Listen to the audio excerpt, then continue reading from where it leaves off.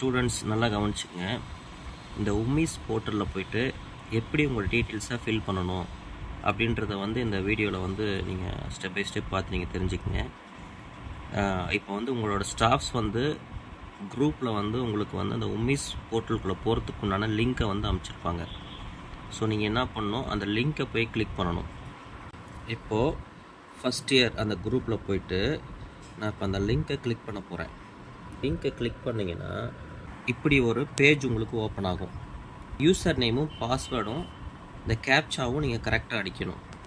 சிடிஐடி user name, password வந்துட்டு என் மட்டும் capital, CTIT@11 வந்து நீங்கள் ஸ்மாலில் போட்டுக்கலாம். ஸோ கேப்சா வந்து நீங்கள் கரெக்டாக அதில் என்ன கேப்சா இருக்கிறதில் டைப் பண்ணணும். ஸோ அதுக்கப்புறமா நீங்கள் லாகின் கொடுத்தீங்கன்னாக்கா இப்படி ஒரு பேஜ் வந்து உங்களுக்கு ஓப்பன் ஆகும். இந்த பேஜில் நீங்கள் எதுவுமே வந்து நீங்கள் ஃபில் பண்ண வேண்டிய அவசியம் இல்லை. HOD, university, district, institute ownership, so இந்த பார்ட் எதுவுமே நீங்கள் டச் பண்ண வேண்டாம். ஸோ இதில் போய்ட்டு நீங்கள் என்ன பண்ணணும், ரெஜிஸ்டர்டு ஸ்டூடெண்ட் இன்ஃபர்மேஷன் அப்படின்ற இந்த சைட்டில் இருக்கிற அந்த கண்டென்ட்டில் ரெஜிஸ்டர்டு ஸ்டூடெண்ட் இன்ஃபர்மேஷன் அப்படின்றத கிளிக் பண்ணிங்கனாக்கா உங்களுக்கு இப்படி ஒரு பேஜ் ஓப்பன் ஆகும். ஸோ அதில் என்ன பண்ணணும்னா, இந்த கார்னரில் க்ரீன் கலரில் ஆட் ஸ்டூடெண்ட் அப்படின்னு இருக்கும்.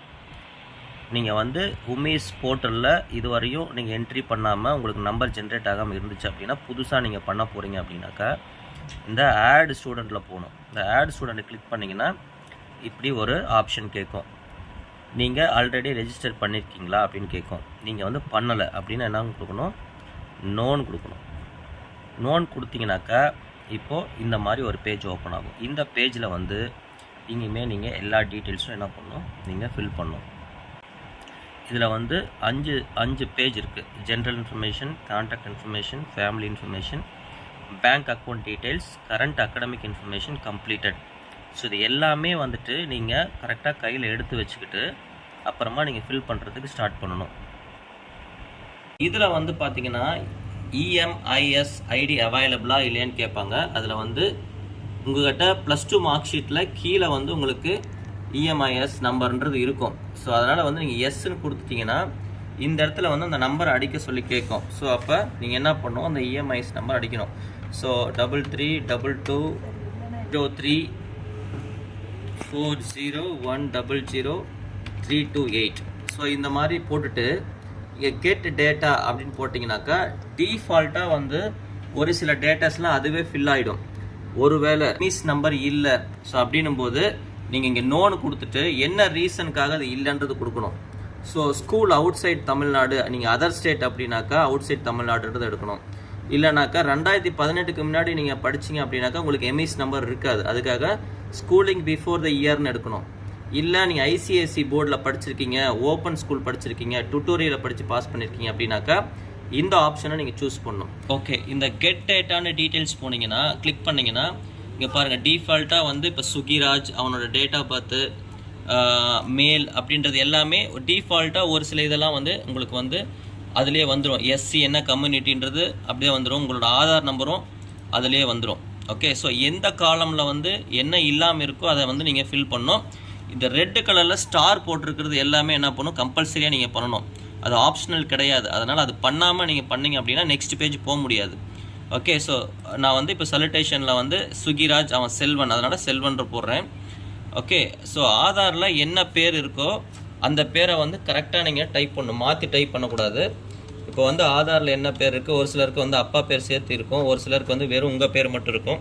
ஸோ அதனால் அதில் என்ன இருக்கோ அதை மட்டும் நீங்கள் என்ன பண்ணணும், டைப் பண்ணணும். ஓகே, அப்புறம் உங்கள் பிளட் குரூப்பு என்ன பிளட் குரூப்பு அப்படின்றத பார்த்து கரெக்டாக நீங்கள் A பாசிட்டிவாக B பாசிட்டிவாக அப்படின்றத வந்து கரெக்டாக நீங்கள் என்ன பண்ணணும், சூஸ் பண்ணணும்.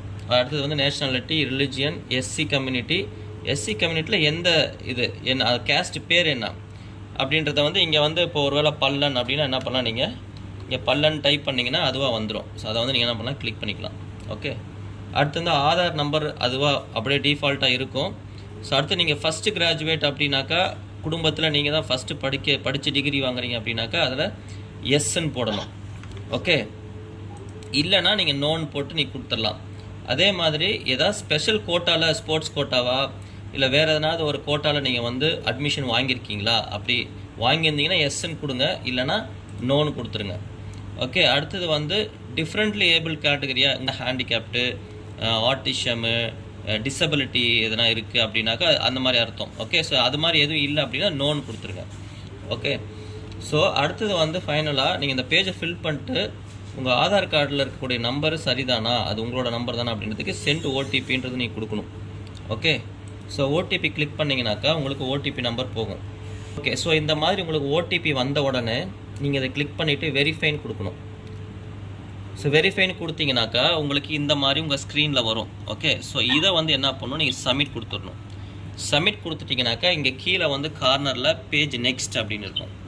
ஸோ நெக்ஸ்ட்டு போயிட்டிங்கனாக்கா அடுத்த டீட்டெயில் கேட்கும். இதில் ஜென்ரல் இன்ஃபர்மேஷன் முடிச்சிட்டிங்க. அடுத்து கான்டாக்ட் இன்ஃபர்மேஷனில் வந்து உங்களோட மொபைல் நம்பரை போடணும். 098742644.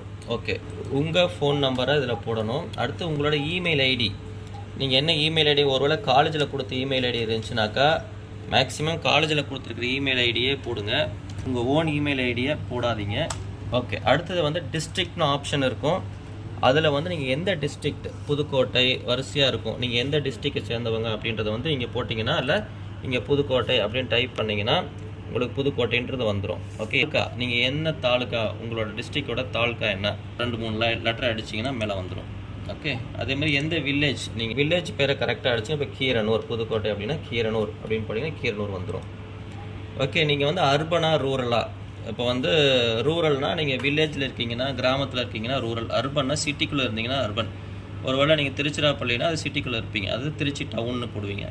ரூரல் அப்படின்னா ரூரலில் வந்து பஞ்சாயத்து இதெல்லாம் இருக்கும், கிராமத்திலோட இதெல்லாம் இருக்கும். ஸோ அதில் வந்து பிளாக்குன்னு கேட்பாங்க. ரூரல் இருந்துச்சுன்னா இங்கே பிளாக், எந்த பிளாக் அப்படின்றத வந்து நீங்கள் உங்களுக்கு தெரிஞ்சிருக்கணும். ஓகே, இப்போ வந்து இந்த பிளாக் அப்படின்னா நீங்கள் குன்னக்குடி அப்படின்னாக்கா நீங்கள் அந்த பிளாக்கோட பேரை போட்டிங்கனாக்கா குண்டர் கோயில் அப்படின்றது வந்துடும். அதே மாதிரி எந்த பஞ்சாயத்து, நீங்கள் எந்த பஞ்சாயத்தை சேர்ந்தவங்க அப்படின்றத வந்து நீங்கள் போட்டிங்கன்னா இங்கே டைப் பண்ணிங்கன்னா அதே மாதிரி இதுலேயே வந்துடும், பள்ளத்துப்பட்டி. ஓகே, ஸோ இதில் வந்து நீங்கள் அட்ரஸ் வந்து இதில் மாற்றணும் அப்படின்னா ஆல்ரெடி இதில் அட்ரஸும் டிஃபால்ட்டாக இருக்கும். நீங்கள் மாற்றணுன்னா நீங்கள் மாற்றிக்கலாம், நீங்கள் உங்களோட அட்ரஸை கரெக்டாக போட்டுக்கலாம். ஸோ இது வந்து பர்மனெண்ட் அட்ரஸ்ஸு. கீழே வந்து கம்யூனிகேஷன் அட்ரஸ், அதே பர்மனெண்ட் அட்ரஸ் தான் கம்யூனிகேஷன் அட்ரஸ் அப்படின்னாக்கா சேம் அஸ் பர்மனெண்ட் அட்ரஸ்ன்னு கொடுத்துட்டிங்கனாக்கா மேலே என்ன இருக்கோ அது அப்படியே வந்து திரும்ப அதுவே டிஃபால்ட்டாக என்ன ஆகிக்கும், அக்செப்ட் பண்ணிக்கும். ஸோ அது முடித்த உடனே திரும்ப கீழே வந்து பார்த்தீங்கன்னா பேஜ் நெக்ஸ்ட்டுன்னு இருக்கும். நீங்கள் ஒரு பேஜ் முடித்த உடனே கீழே வந்து கார்னரில் நெக்ஸ்ட்டுன்னு இருக்கும். அதை நீங்கள் கிளிக் பண்ணிங்கன்னா அது வந்து நெக்ஸ்ட் பேஜுக்கு போய்டும். இப்போ வந்து ஜென்ரல் இன்ஃபர்மேஷன் முடிச்சிட்டிங்க, கான்டாக்ட் இன்ஃபர்மேஷன் முடிச்சிட்டிங்க, இப்போ வந்து ஃபேமிலி இன்ஃபர்மேஷன். ஸோ ஃபேமிலி இன்ஃபர்மேஷனில் ஃபஸ்ட்டு கேட்டகரி வந்து நீங்கள் வந்து ஆர்ஃபன் கேட்டகரியா அப்படின்னா உங்களுக்கு பேரண்ட்ஸ் இல்லையா, பேரண்ட்ஸ் இருக்காங்களா அப்படின்னு, ஆர்ஃபனா நீங்கள் பேரண்ட் இல்லாதவங்களா அப்படின்னு. பேரண்ட் இல்லை அப்படின்னா எஸ்ன்னு கொடுக்கணும், பேரண்ட் இருக்காங்க அப்படின்னா நோ, நான் ஆர்ஃபன் கிடையாது அப்படின்றது அர்த்தம். ஓகே, ஸோ இதில் வந்து அப்பா பேர், அம்மா பேர், இது வந்து ஆப்ஷனல், நீங்கள் போட்டால் போடலாம், இல்லைனா போடாட்டியும் போகலாம். உங்களோட அப்பா பேர், அம்மா பேர், அப்பா என்ன பண்ணுறாரு டெய்லி வேஜஸ், அம்மா வந்து இல்லைன்னா நாட் அப்ளிகபிள். ஓகே, ஸோ அப்பா பேர் இதுலேயே வந்துருச்சு. ஆனால் ஆனுவல் இன்கம் கம்பல்சரியாக நீங்கள் போடணும். இப்போது 48,000 அப்படின்றது நான் போடுறேன். ஓகே, இதை வந்து அப்பாவோட மொபைல் நம்பர், உங்களோட பேரண்ட்டோட மொபைல் நம்பர் வந்து நீங்கள் இதில் ரெஜிஸ்டர் பண்ணணும். உங்கள் நம்பர் இதில் போடக்கூடாது, பேரண்ட்டோட நம்பரை இதில் ரெஜிஸ்டர் பண்ணணும். ஃபேமிலி இன்ஃபர்மேஷன் ரொம்ப கம்மி தான், நீங்கள் டக்கு நீங்கள் போட்டுடலாம். ஸோ இது முடித்த உடனே திரும்ப கீழே வந்து நெக்ஸ்ட்ன்றது கொடுக்கணும்.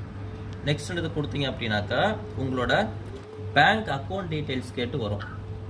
ஓகே, ஸோ இந்த பேங்க் அக்கௌண்ட் டீட்டெயில்ஸு உங்கள்கிட்ட இருந்துச்சுன்னா உங்களது போடணும், இல்லை ஃபேமிலியில் யார்ட்டா இருந்துச்சுனாக்கா ஃபேமிலியில் இருக்கவங்களோட அக்கௌண்ட் டீட்டெயில்ஸ் வந்து நீங்கள் இதில் கொடுக்கலாம்.